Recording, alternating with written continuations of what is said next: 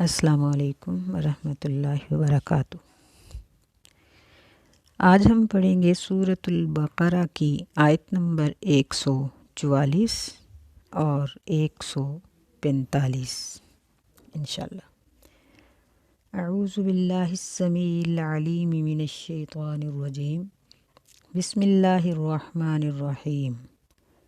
قد نری تقلب وجہک فی السماء، تحقیق ہم دیکھتے ہیں آپ کے چہرے کا پھرنا آسمان کی طرف۔ فَلَنُوَلِّيَنَّكَ قِبْلَةً تَرْضَاهَا، پس ضرور ہم آپ کو اس قبلے کی طرف پھیر دیں گے، تَرْضَاهَا، جس کو آپ پسند کرتے ہیں۔ فَوَلِّ وَجْهَكَ شَطْرَ الْمَسْجِدِ الْحَرَامِ، پس پھیر لو اپنے چہرے کو مسجد حرام کی طرف۔ وَحَيْثُ مَا كُنْتُمْ فَوَلُّوا وُجُوهَكُمْ شَطْرَهُ، اور تم جہاں بھی ہو پس پھیر لو اپنے چہروں کو شطرہ، اسی کی طرف۔ وَإِنَّ الَّذِينَ أُوتُوا الْكِتَابَ لَيَعْلَمُونَ أَنَّهُ الْحَقُّ مِنْ رَبِّهِمْ، اور بے شک وہ لوگ جن کو کتاب دی گئی ضرور وہ جانتے ہیں کہ قبلے کا بدلنا حق ہے ان کے رب کی طرف سے۔ وَمَا اللَّهُ بِغَافِلٍ عَمَّا يَعْمَلُونَ، اور اللہ تعالیٰ اس چیز سے بے خبر نہیں جو وہ عمل کرتے ہیں۔ وَلَئِنْ أَتَيْتَ الَّذِينَ أُوتُوا الْكِتَابَ بِكُلِّ آيَةٍ مَا تَبِعُوا قِبْلَتَكَ، اور ضرور جن لوگوں کو ہم نے کتاب دی ہے ضرور اگر آپ ان کے پاس لے آئیں بِكُلِّ آیہ، ہر قسم کی نشانی، ما تَبِعُوا قِبْلَتَكَ، تو نہیں پیروی کریں گے وہ آپ کے قبلے کی، یعنی پھر بھی نہیں پیروی کریں گے وہ آپ کے قبلے کی۔ وَمَا أَنْتَ بِتَابِعٍ قِبْلَتَهُمْ، اور نہ ہی آپ صلی اللہ علیہ وسلم پیروی کرنے والے ہیں ان کے قبلے کی۔ وَمَا بَعْضُهُمْ بِتَابِعٍ قِبْلَةَ بَعْضٍ، اور نہیں ہے ان میں سے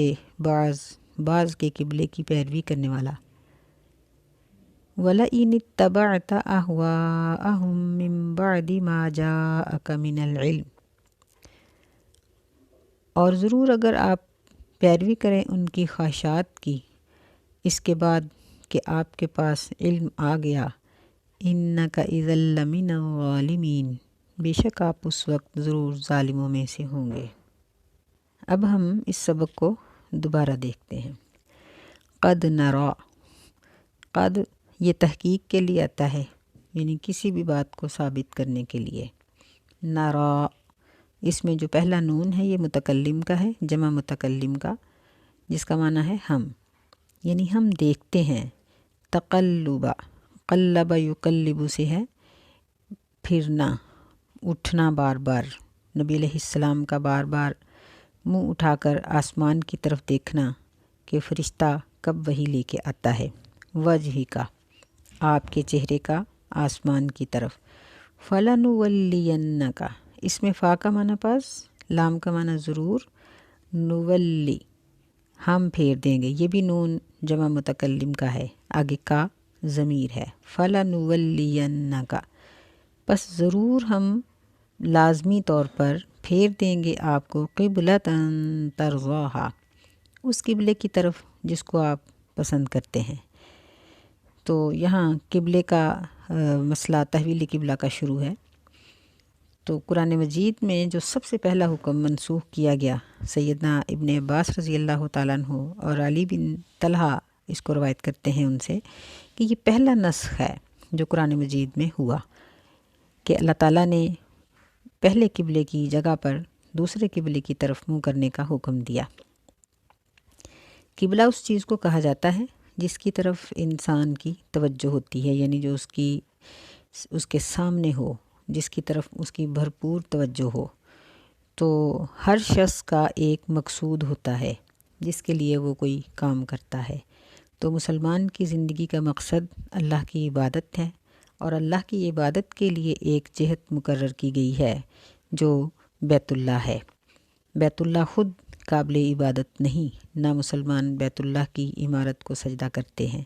اسی لیے اللہ تعالیٰ نے بیت اللہ سے ہٹا کر بیت المقدس کی طرف منہ کرنے کا حکم دیا، تاکہ معلوم ہو جائے کہ معبود ایک ہی ہے، وہ جس طرف حکم دے گا مسلمان اسی طرف حکم کریں گے۔ نبی علیہ السلام جب ہجرت کر کے مدینہ میں تشریف لائے تو یہاں یہودیوں کی کثرت تھی۔ جب اللہ تعالیٰ نے آپ کو بیت المقدس کی طرف منہ کرنے کا حکم دیا، چنانچہ یہ موسیٰ علیہ السلام کا قبلہ تھا، تو یہودی اس بات سے بہت خوش ہوئے۔ اور پیچھے یہ بیان کیا جا چکا ہے کہ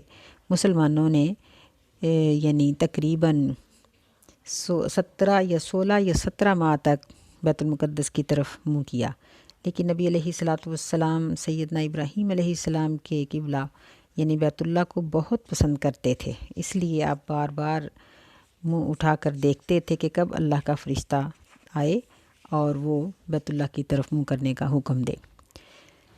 چنانچہ اللہ تعالیٰ نے یہ آیات نازل فرمائی اور قبلہ تبدیل ہو گیا، اور نبی علیہ السلام اس وقت فجر کی نماز پڑھا رہے تھے، تو یہ پہلی نماز تھی جو آپ نے دوبارہ مسجد حرام کی طرف منہ کر کے پڑھائی۔ اور جس طرح پھر آپ کا یہ حکم مدینہ کے اطراف میں پہنچتا گیا، لوگ بیت اللہ کی طرف منہ کرتے گئے، یہاں تک کہ بعض لوگوں نے اگلے دن فجر یا عصر مختلف نمازوں میں بیت اللہ کی طرف منہ کیا۔ اور بعض روایات کے مطابق نبی علیہ الصلاۃ والسلام نے عصر کی نماز میں قبلہ کو تبدیل کیا، یہی زیادہ بہتر ہے۔ تو قبلہ یہ یعنی بیت اللہ یہ اہل مسجد کا قبلہ ہے، اور مسجد یہ اہل حرم کا قبلہ ہے، یعنی جتنے بھی لوگ حرم میں رہتے ہیں وہ مسجد کی طرف منہ کریں گے، اور حرم یہ تمام اہل ارض کا قبلہ ہے۔ اور اس میں اللہ تعالیٰ نے یہ جو فرمایا کہ وَحَيْثُ مَا كُنْتُمْ، تو اس کا مطلب یہ ہے کہ بیت اللہ کے چاروں طرف، شرقاً غرباً جنوباً شمالاً، جس طرف بھی لوگ رہتے ہیں ہر طرف سے وہ قبلہ کی طرف منہ کر کے نماز پڑھیں گے، کسی اور قبلے کی طرف منہ نہیں کریں گے، سوائے چند حالات کے، مثلاً جنگ کے حال میں، یا ایسا شخص جو کوشش کے باوجود بیت اللہ کو نہ پا سکے، یا کسی مجبوری کی وجہ سے وہ بیت اللہ کی طرف منہ نہ کر سکے، مثلاً کوئی قیدی ہے یا ایسا مریض ہے، یا وہ نفلی نماز پڑھ رہا ہے تو نفلی نماز کو شروع کرتے ہوئے اس نے قبلہ کی جانب منہ کیا لیکن بعد میں اس کا رخ بدل گیا، سواری کے اوپر تھا، تو یہ لوگ اس حکم سے مستثنیٰ ہیں۔ یہاں اللہ تعالیٰ نے فرمایا ہے کہ فَوَلُّوا وُجُوهَكُمْ شَطْرَهُ، کہ تم سب اپنے چہروں کو اس کی طرف پھیر لو۔ اس سے یہ مسئلہ بھی ہمیں معلوم ہوتا ہے کہ نماز پڑھنے والے کو چاہیے کہ وہ اپنی نظر اپنے سامنے رکھے، لیکن جمہور علماء کا یہ کہنا ہے کہ سجدے کی جگہ پر رکھے نظر، اور جمہور علماء یہ کہتے ہیں کہ خشوع خضوع میں اضافے اور مبالغے کے لیے یہ بہت بہتر طریقہ ہے کہ نماز پڑھنے والا اپنے سجدے کی جگہ پر نظر رکھے۔ تو اللہ تعالیٰ نے یہاں چہرے سے مراد یہی لیا ہے۔ آگے فرمایا کہ وَإِنَّ الَّذِينَ أُوتُوا الْكِتَابَ لَيَعْلَمُونَ، کہ اہل کتاب بہت اچھی طرح سے جانتے ہیں کہ قبلے کا بدلنا ان کے رب کی طرف سے برحق ہے، یعنی ان کی کتابوں میں اللہ تعالیٰ نے قبلے کی تبدیلی کا حکم لکھا تھا، یہ ان کی کتابوں میں موجود تھا کہ آخری نبی کی یہ علامت ہوگی کہ وہ قبلہ بھی تبدیل کریں گے۔ تو اس لحاظ سے جب یہ نشانی پوری ہوئی تو اہل کتاب کو دلی طور پر یہ یقین ہو گیا کہ یہ واقعی ہی نبی آخر الزمان نبی ہے۔ پہلے بھی ان کو کوئی شک نہیں تھا، لیکن بظاہر وہ پھر بھی اس کا انکار ہی کرتے ہیں، اس لیے اللہ تعالیٰ نے ان کو ڈانٹتے ہوئے فرمایا کہ وَمَا اللَّهُ بِغَافِلٍ عَمَّا يَعْمَلُونَ، کہ اللہ ان کے عمل سے بے خبر نہیں ہے۔ یہاں ہمیں یہ بات بھی معلوم ہو گئی کہ اگر ایک شخص کوشش کیے بغیر غیر قبلہ کی طرف نماز پڑھے یا ارادتاً غیر قبلہ کی طرف پڑھے اور بعد میں کہے کہ مجھے معلوم نہیں ہو سکا، یا وہ یعنی صرف اپنی سستی اور کاہلی کی وجہ سے غیر قبلہ کی طرف نماز پڑھے، تو اللہ تعالیٰ ایسے لوگوں کے عمل سے غافل نہیں، بلکہ اللہ تعالیٰ جانتے ہیں کہ اس شخص کی نیت کیا تھی، اور ایسا شخص اللہ کے نزدیک مجرم ہے۔ وَلَئِنْ أَتَيْتَ الَّذِينَ أُوتُوا الْكِتَابَ بِكُلِّ آیَةٍ، یعنی ان کو اللہ تعالیٰ نے بہت سی علامتیں بتائی تھیں نبی علیہ السلام کے بارے میں، جو تقریباً سب دیکھ چکے تھے، لیکن پھر بھی وہ ایمان نہیں لاتے تھے۔ اس لیے اللہ تعالیٰ نے فرمایا کہ آپ ان کی مانگی ہوئی ہر نشانی بھی لے آئیں گے، ما تبعوا قبلتک، پھر بھی وہ آپ کے قبلے کی پیروی نہیں کریں گے، اس لیے کہ ان کے دلوں میں کفر ہے، عناد ہے، مخالفت ہے، اور آپ کو پہچانتے ہوئے، حقیقت کو جانتے ہوئے یہ آپ کا انکار کرتے ہیں اور آپ کے قبلہ کی پیروی نہیں کرتے۔ اور پھر فرمایا کہ وما بعضهم بتابع قبلۃ بعض،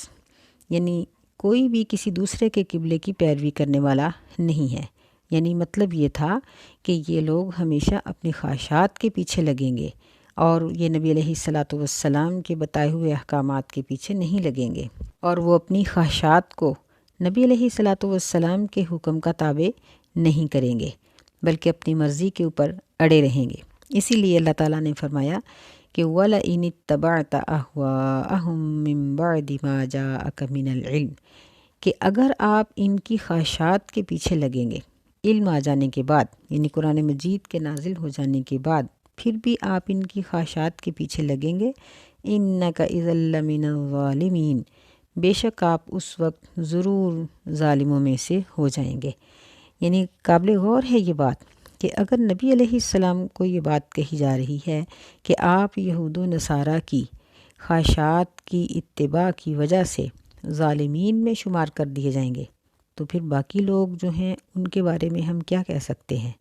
وہ تو بالاولیٰ ظالم ہوں گے،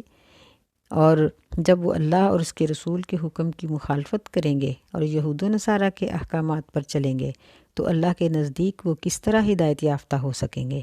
اس لیے ہمیں یہ معلوم ہوا کہ ہم تمام شرعی احکامات میں اللہ اور اس کے رسول کی اتباع کریں گے، اور ان کی اتباع کے ساتھ ہی ہمیں نجات کی امید ہو سکتی ہے۔ اللہ تعالیٰ ہمیں سمجھنے کی توفیق عطا فرمائے۔ انشاءاللہ اسی موضوع کا باقی حصہ اگلے سبق میں بیان کیا جائے گا۔ السلام علیکم ورحمۃ اللہ وبرکاتہ۔